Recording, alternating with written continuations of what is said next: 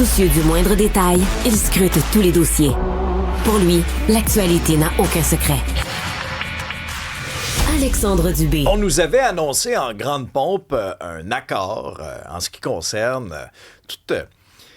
Tu sais, la bande de Gaza, on en parle moins de ce conflit-là. Hein? On s'entend que l'Iran a pris l'avant du pavé. Or, c'est toujours pas réglé dans la bande de Gaza. Alors là, les Américains, il y a quelques jours, nous annoncent cette entente-là avec le Hamas, des escalades. Et là, Israël a dit un instant. Ça fonctionnera pas comme ça n'ira pas aussi vite. Georges Mercier, notre fidèle compagnon, analyste, doctorant en sciences politiques au Centre de recherche internationale de Sciences Po Paris à l'Université de Montréal, va nous aider à démêler tout ça. Salut Georges. Salut Alex. Bon, là, il y a une rencontre entre Jared Kushner, le gendre de M. Trump, et le chef du Hamas au Caire. Autre rencontre aussi à venir avec Benjamin Netanyahou. Est-ce que dans ton esprit, les Américains augmentent la pression sur Israël là, pour une sortie de crise? C'est la question qui se pose. Bon, si on fait le petit contexte, là, qu'est-ce qu'on voulait faire à Gaza? Essentiellement, les Américains ont mis sur pied un conseil d'administration de la paix qui devrait administrer le territoire avec un comité technocratique palestinien. Ouais. L'idée derrière, là, c'est que le Hamas n'ait plus de responsabilité à Gaza pour satisfaire l'ambition de sécurité d'Israël. Donc, on veut que le Hamas ne gouverne plus la bande de Gaza et surtout que le Hamas se désarme. Il y a quelques semaines, en juillet, le Hamas accepte le principe du plan, où essentiellement on donne des armes, et à mesure qu'on donne des armes, les Israéliens se retirent. Qu'est-ce que dit Benjamin Netanyahou? Non, ça ne se passera pas de même. On va se retirer si et seulement lorsque le Hamas sera complètement désarmé jusqu'au dernier AK-47. Bon, c'est une ambition très, très forte de la part d'Israël. Évidemment, ça met le président américain en furie parce que lui sent qu'il a travaillé très fort pour arriver éventuellement à une situation plus tenable. Donc là, il envoie son gendre, Jared Kushner, qui est son genre d'émissaire par excellence en diplomatie, bien qu'il n'ait aucune formation en diplomatie, au Caire, rencontrer le chef du Hamas pour mettre de la pression sur le Hamas. D'abord, c'est significatif que les Américains parlent à cet homme-là parce que du point de vue américain, comme canadien, comme israélien, le Hamas, c'est un groupe terroriste. Donc, on ne discute pas nécessairement avec des terroristes. Jared Kushner rencontre le chef du Hamas, potentiellement pour obtenir son accord, pour obtenir des garanties, et là, il s'en va rencontrer Benjamin Netanyahou, ce qu'il a fait aujourd'hui.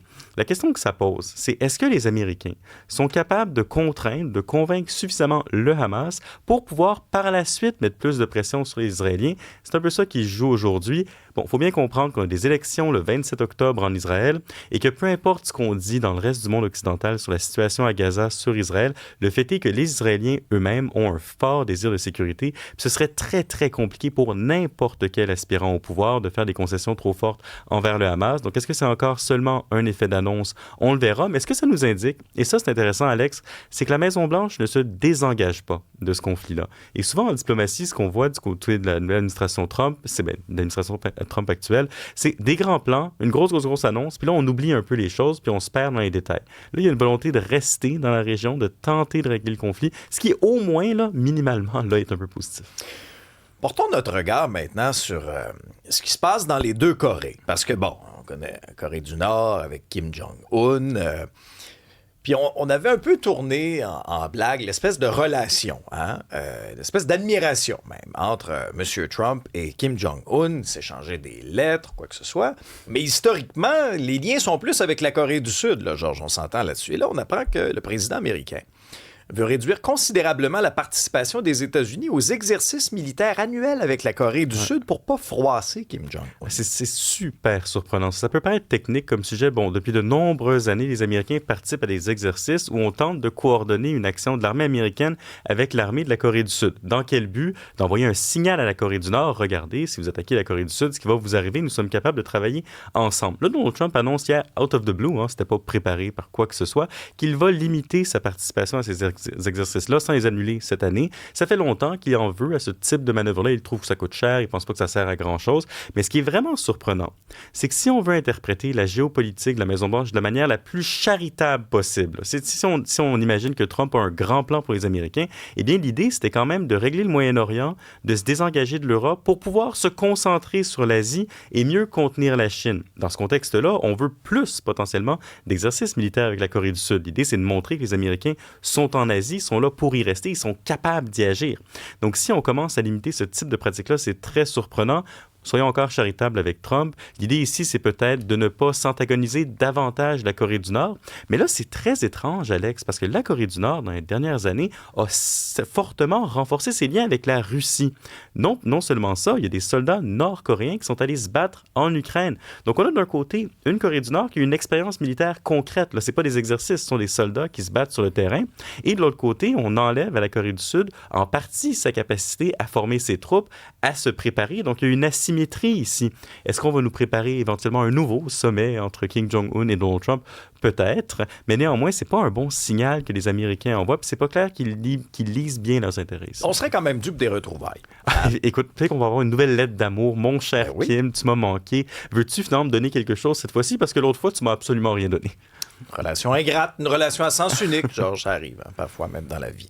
Et là, c'est intéressant, parce que là, en politique intérieure aux États-Unis, on parle souvent des primaires, etc. Mais là, les démocrates ont adopté le calendrier des premières primaires, mais en vue de la présidentielle de 2028, pas des mi-mandats. Mais on est toujours en élection aux États-Unis. Constamment. Dès après les mi-mandats, on va commencer à parler à tous les jours, même au Québec, des présidentielles à venir. Mais là, c'est intéressant, parce qu'on s'en est beaucoup parlé cet été, Alex, de cette lutte fratricide-là au sein du Parti démocrate entre est-ce qu'on veut une ligne plus centriste ou est-ce qu'on veut une ligne plus à gauche, voire à l'extrême gauche parfois. Et là, on a eu une série de primaires dont on s'était parlé cet été qui ne donnait pas de résultats définitifs. Les concours étaient souvent très, très, très serrés. Donc, on avait de la misère à départager quelle ligne le Parti démocrate allait adopter, plus à gauche ou plus au centre.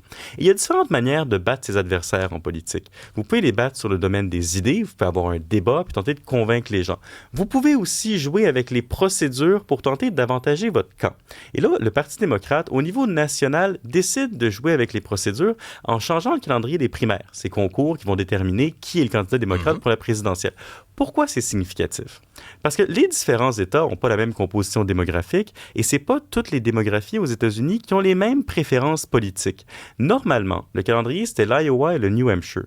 Le New Hampshire, notamment, c'est un État majoritairement blanc et en général, les populations qui votent pour les démocrates plus extrêmes, plus à gauche, ce sont les blancs confortables. Okay? C'est les personnes très, très éduquées qui veulent des idées plus audacieuses. Donc, si on regardait le calendrier initial, où on commençait par le New Hampshire, on prenait le risque, dès le début, de donner du momentum à une candidature plus à gauche. Qu'est-ce qu'on fait? On change de calendrier pour commencer par la Caroline du Sud, Caroline du Nord, où il y a une population plus afro-américaine, des gens qui tendent à voter pour des centristes. Ce qu'on essaie de faire essentiellement, Alex, ici, c'est de piper les dés pour avantager, dès le départ, un candidat de l'establishment pour ne pas donner de momentum au candidat plus à gauche. Donc, on joue sur les procédures déjà aujourd'hui, plusieurs années avant, pour tenter dès maintenant de contrôler qui sera le candidat démocrate à la prochaine présidentielle. Mais on sent que les démocrates sont mêlés. Tu sais, quand c'est rendu qu'Alexandria Ocasio-Cortez prend ses distances avec le wokisme.